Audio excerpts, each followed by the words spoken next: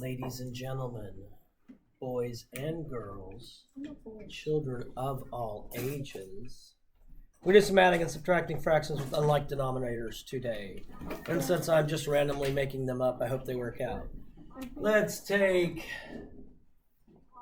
7/10 and subtract, 1/3. Wow. 7/10 and subtract 1/3. Can we, Emery, subtract that the way it's written? No, why not?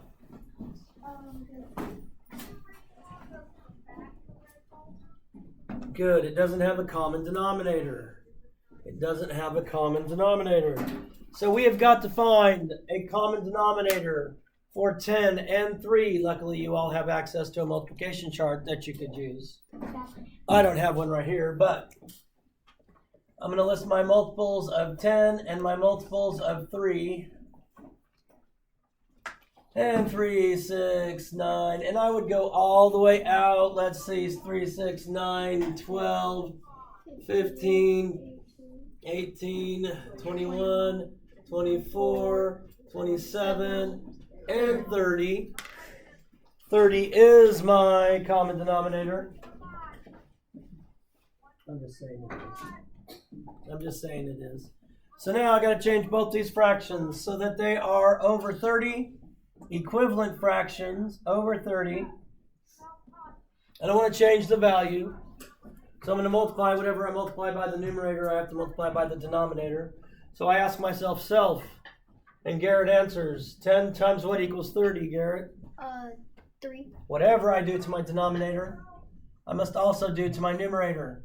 Garrett, what's my new numerator? 30. 21. 7 times 3, 21. Now I have to multiply this fraction to get a denominator of 30.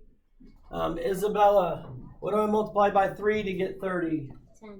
10. Thank you, Isabella. Both of you Isabellas. Whatever I multiply my denominator, I have to also multiply by my numerator.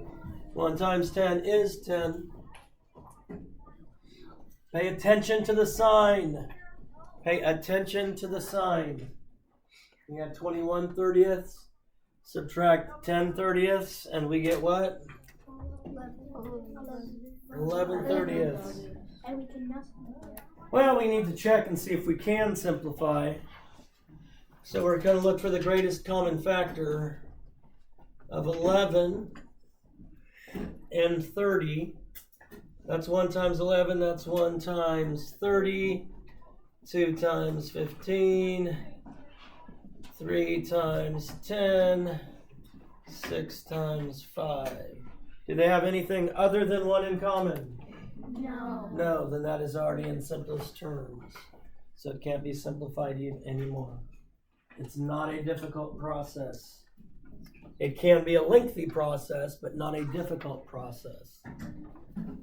Let's take...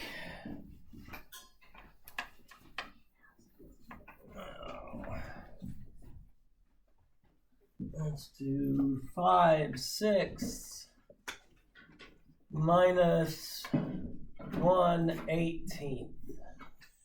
5/6 minus 1/18. What's my common denominator going to be? Anybody have any ideas? Yeah, 18. 6, 12, 18. So I can change this so they're both over 18. 1/18 is already over 18. Then I just have to ask myself, Michael K., what do I multiply by 6 to get 18? 3.